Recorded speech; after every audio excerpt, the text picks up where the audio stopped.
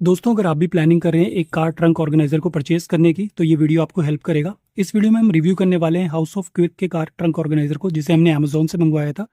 मैंने इस trunk organiser को 15 दिन पहले मंगवाया था। उसके बाद मैंने इसे अपनी गाड़ी में प्लेस कर दिया, जिससे कि मैं इसकी पूरी की पूरी रियल टाइम टेस्टिंग कर सकूं और उसके बाद ही आपको अपना रिव्यू दे सकूं। कार ट्रंक ऑर्गेनाइजर का जो काम होता है, आपकी गाड़ी की डिक्की में जो भी सामान होता है उसको व्यवस्थित रूप से रखने के लिए इसको आप यूज कर सकते हैं, और ये गाड़ी का जो बूट स्पेस है उसका आप सही इस्तेमाल कर सकते हैं। कुछ इस तरीके से देखने में लगता है ये प्रोडक्ट।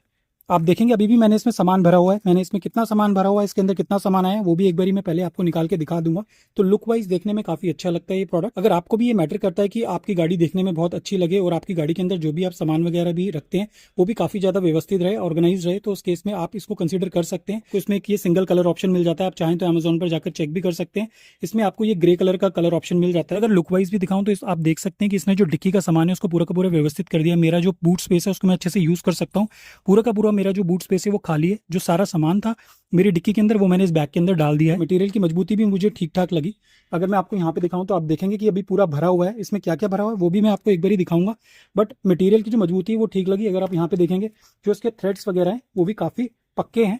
तो ऐसा नहीं है कि अगर आपने इसमें सामान भरा हुआ है और अगर आप इसको उठाते हैं तो सामान जो है वो गिर जाएगा। एक बार अब इसको ओपन करके भी आपको दिखा देता हूँ कि अंदर से कैसा है, क्या हमें इसमें सेपरेट कंपार्टमेंट मिलते हैं या नहीं मिलते हैं, वो डाउट भी आपका मैं क्लियर कर देता हूँ। तो आप देखेंगे कि कुछ इस तरीके से आपको यहाँ पे सिंगल स्पेस ही मिलता है। यहाँ पे किसी भी तरीके का आपको कंपार्टमेंट नहीं मिलते हैं, जो मुझे इस प्रोडक्ट के अंदर एक थोड़ा सा ड्रॉबैक लगा। क्योंकि अगर आपको कंपार्टमेंट मिलते हैं तो आप अलग अलग सामान अलग अलग तरीके से कंपार्टमेंट वाइज रख सकते हैं। अभी मैं इस सामान को निकाल के आपको दिखा देता हूँ कि कितना सामान अभी मैंने इसके अंदर रखा हुआ है, जिससे कि आपको इसकी कैपेसिटी का आइडिया हो जाएगा। सारा का सारा सामान जो मैंने इसके अंदर रखा हुआ था उसको बाहर निकाल दिया, और आप देख सकते हैं कि कितना सारा सामान था वो जो इसके अंदर आ गया था। इसमें मेरा वैक्यूम क्लीनर, मेरा टायर इन्फ्लेटर, मेरी पानी की बॉटल्स, ग्लास, चार्जर्स, इसके अलावा जो मेरे कार के सेफ्टी के टूल्स हैं वो, इसके अलावा जो हमारा फर्स्ट एड बॉक्स होता है वो, कार की जो मैनुअल होती है वो, ब्रश वगैरह जो क्लीनिंग के लिए होते हैं, प्लेट्स वगैरह जो होती हैं, ये सारी की सारी चीज़ें जो थी वो इसके अंदर आ गई थी, जिसकी वजह से मेरा जो बूट है वो काफ़ी ज़्यादा ऑर्गेनाइज रहा। एक बार ही रियल टेस्ट करने के लिए सारा का सारा सामान आपको दोबारा से इसके अंदर रख के मैं दिखा देता हूँ। सामान को रखने से पहले आपको दिखा देता हूँ कि अंदर से कुछ इस तरीके से देखने में लगता है। जैसा मैंने बताया था वीडियो में कि इसमें कंपार्टमेंट्स नहीं है, यानी कि जब भी आप इसके अंदर सामान डालेंगे वो सारा का सारा सामान आपको एक साथ ही डालना पड़ेगा। अगर आपको कोई सामान निकालना है उसको आपको दूसरे सामान को हटा के निकालना होगा। अगर कंपार्टमेंट वाइज दे दिए गए होते तो कुछ सामान जो आपको लगता है कि बार बार यूज होता है या बार बार निकालना पड़ता है उसको आप कंपार्टमेंट वाइज सेट कर सकते थे। इसके अलावा इसमें वाटर प्रूफिंग भी नहीं है। नीचे की तरफ भी आप देखेंगे कि वेलक्रो वगैरह दिया गया है, जिसकी वजह से जब आप गाड़ी को चलाते हैं तो जिस जगह पर भी आप इसको रखते हैं ये स्लिप नहीं होता है। और इसको मैं ऑलरेडी 15 दिन टेस्ट कर चुका हूँ। जिस जगह पे मैंने इसको रखा था वहां से ये बिल्कुल भी स्लिप नहीं हुआ। हालांकि अगर आप देखेंगे कि तो मेरी ये जो मैटिंग है ये कपड़े की मैटिंग नहीं है, ये जो हमारे दूसरे मैट्स होते हैं, जो प्लास्टिक वाले मैट्स होते हैं, उनको अभी मैंने यहाँ पे ऊपर बिछाया हुआ है। जो मेरी कपड़े वाली मैटिंग है, अगर मैं इसको हटा के दिखाऊं वो यहाँ पर है। अगर आप देखेंगे तो यहाँ पर ये कपड़े वाली नीचे की तरफ मैटिंग है। उसके बावजूद भी जिस जगह पर मैंने इसको रखा था, इन वेलक्रोस की मदद से ये इस प्लास्टिक के ऊपर भी स्लिप नहीं करता है। अब एक एक करके ये सारा का सारा सामान दोबारा से आपको इसमें डाल के दिखाता हूँ, जिससे कि आपको इसकी कैपेसिटी का आइडिया हो जाए। तो सबसे पहले मैं अपना जो मेरा वैक्यूम क्लीनर है उसको यहाँ पे नीचे की तरफ डाल देता हूँ, क्योंकि ये बड़ी आइटम है। इसके साथ साथ यहाँ पे मेरा ये जो टायर इन्फ्लेटर है उसको मैं यहाँ पे साइड में डाल देता हूँ। इसके अलावा हमारे पास पानी की जो बॉटल्स होती हैं एक्स्ट्रा, उसको भी मैं यहाँ पे डाल देता हूँ। इसके साथ साथ यहाँ पे कुछ ग्लासेस है मेरे पास, इनको मैं यहाँ साइड में लगा सकता हूँ। इसके साथ साथ ये जो क्लीनिंग ब्रश है उसको भी मैं यहाँ पे फिट कर सकता हूँ। इसके अलावा ये कुछ खाने पीने का सामान है, अगर इसको भी आप करना चाहें तो कुछ इस तरीके से यहाँ पे आप साइड में इसको फिट कर सकते हैं। साथ साथ ये जो कार सेफ्टी के टूल्स हैं उसको भी मैं यहाँ पे रख सकता हूँ। साथ ही साथ जो मैनुअल्स वगैरह मैंने यहाँ पे रखे हैं उनको भी मैं इसके अंदर कुछ इस तरीके से डाल सकता हूँ। इसके अलावा जो मेरी फर्स्ट एड किट वगैरह है उसको भी यहाँ पे रख सकते हैं। सोप वगैरह हैं, इसके अलावा कुछ लोशन वगैरह हैं, हैंड वॉश वगैरह हैं, वो सारा हमें इसके अंदर कुछ इस तरीके से रख सकता हूँ।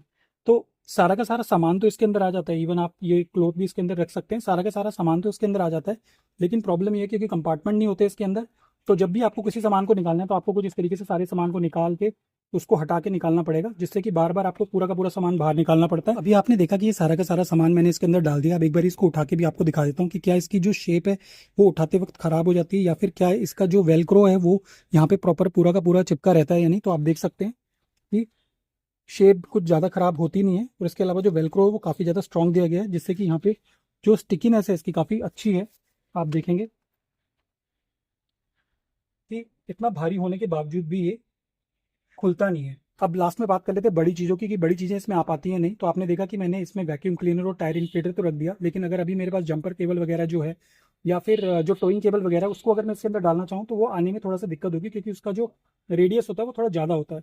तो ओवरऑल ज़्यादातर चीज़ें जो आपकी गाड़ी के ट्रंक में होती हैं वो उसके अंदर आ जाती है, लेकिन अगर बहुत ज़्यादा बड़ी कोई चीज़ है तो उसको रखने में आपको इसमें प्रॉब्लम हो सकती है। अगर इसके प्राइस वाइज बात करें, 569 रुपीज़ में मुझे अमेजोन में मिला है, तो उस प्राइस वाइज तो मैं कहूँगा कि काफ़ी अच्छा ये जो ट्रंक ऑर्गेनाइजर है वो है। पीछे की तरफ भी कुछ इस तरीके का वेलक्रो होने की वजह से जब आप इसको कहीं पर टिकाते हैं पीछे की तरफ, तो वहाँ पे भी ये स्टिक रहता है, जिसकी वजह से जब गाड़ी चलती है तो ये अपनी जगह से हिलता नहीं है। फाइनली अगर वर्डिक्ट की बात करूँ तो प्रोडक्ट जो है वो जिस प्राइस रेंज के अंदर आता है उस प्राइस रेंज में एक अच्छा प्रोडक्ट है।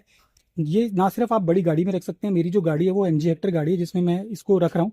इससे पहले मेरे पास बलिनो गाड़ी थी, उस टाइम पर भी मैं सेम ब्रांड का सेम बैग यूज करता था। ना सिर्फ बड़ी गाड़ी के अंदर आप इसको रख सकते हैं, इवन छोटी गाड़ी जो होती है आपकी, चाहे वो ऑल्टो हो, चाहे वो आई10 हो, या फिर उससे भी छोटी कोई गाड़ी हो, तो उसमें भी आप इसको आराम से रख सकते हैं। एक चीज जो मुझे इस प्रोडक्ट में और इम्प्रूवमेंट की लगी कि यहाँ पर आपको थोड़ा सा कुछ ट्रांसपेरेंट दे देना चाहिए था, जिससे कि आपको पता चल जाए कि किस जगह पर आपको इसको स्टिक करना है। जैसे कि जब मैं इसको यहाँ से हटाता हूँ और जब मेरे को इसको स्टिक करना होता है तो मुझे ये आइडिया लगाना पड़ता है कि जो वेलक्रो है वो किस साइड है। हालांकि यहाँ पे इस तरीके की ये मार्किंग दी गई है, लेकिन अगर ये ट्रांसपेरेंट होती तो इजीली आप इसको लोकेट कर सकते थे।